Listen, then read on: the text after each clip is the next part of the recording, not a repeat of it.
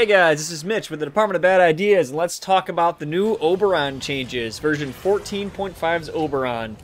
Now, what they've basically done to him is buffs, more buffs with the side dish of buffs, and hey, I heard you like buffs, so I put some buffs inside of your buffs. He's actually really fun to use now. The first things first is that they gave him 150 armor now. He's no longer, I believe he used to be 75 armor. He was really squishy. He was a borderline caster.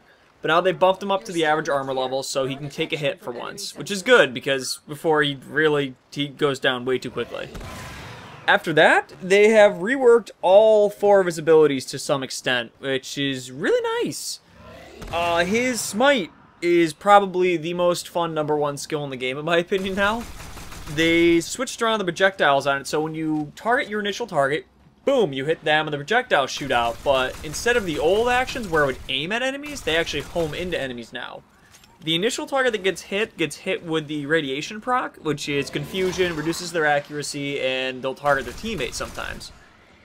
And the secondary shots that come out of them, those are 100% chance for the puncture proc, which reduces their damage output. This is really cool. This has given him a whole new role on the battlefield. He's become kind of a support debuffing character almost.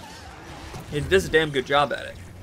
His second ability, Hallowed Ground. Ooh, I love his new Hallowed Ground.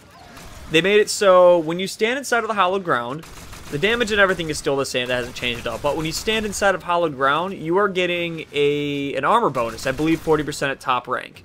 And this stacks with each hallowed ground that you have at your feet. So you can kind of debate a little bit. Do you want to build for a lot of little hallowed grounds that don't last long, but you can stack them? Or do you want to have just a few long-lasting hallowed grounds? This is really cool, because also what it does is standing inside of hallowed ground prevents you from getting any procs applied to you. Bleeds, radiation, poison, so on and so forth.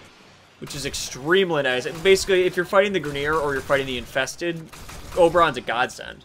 Not to mention, you can't be disrupted while you're standing in hallowed ground. Holy crap, you can't be disrupted while you're standing in hallowed ground. I cannot begin to tell you how awesome that is. The Infested just got a lot easier for me. However, you can get pimp smacked out of the hallowed ground though. They do not prevent knockback, since that is not a status effect. That is a side effect of certain attacks. So you can be knocked out of it. I do like this change. I like everything they've done with it. My only suggestion is that they should really consider, instead of having the red carpet kind of effect that the ability has right now, they should probably consider making it a circular radius around the casting location. It just feels a little odd trying to set up a defensive area with the carpet kind of effect. Like, I get it, the skill was originally designed for area denial and damage. It still does that job, not well, but it still does it.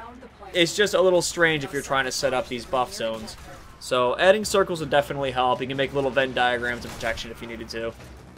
Renewal is now a toggleable ability.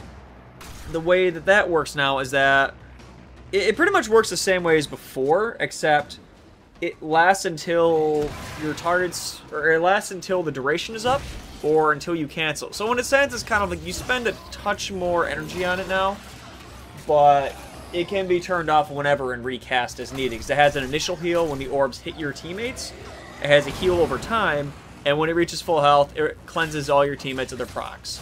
Which, that's pretty nice. I mean, I think Hallowed Ground does a better job of that, but it's still nice to see that they looked at Renewal and they fixed it up a bit. Last skill that we got is Reckoning. Reckoning didn't really get too many changes, but what they did is they kind of future-proofed it for high-level content.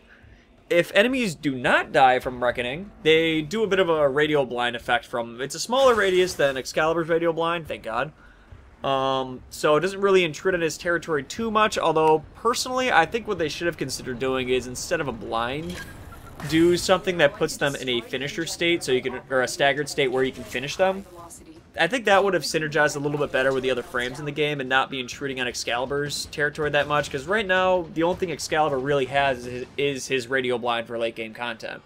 So, seeing that be intruded on a little bit kind of bugs me a bit. It's not that bad. I mean, who doesn't want extra crowd control built into your abilities? But that's just my 2 cents on the subject. overall, I really like what they're doing with Oberon. I think he could use a couple little tweaks, as previously mentioned, but they definitely finally figured out what they wanted to do with him. I feel like he's actually, he feels the paladin archetype now, where he's the, the protective guy, keeps your team safe if you stick close to him. Like, that really comes through now. He's no longer just the derpy area of effect frame that also does some minor healing that everyone else does better.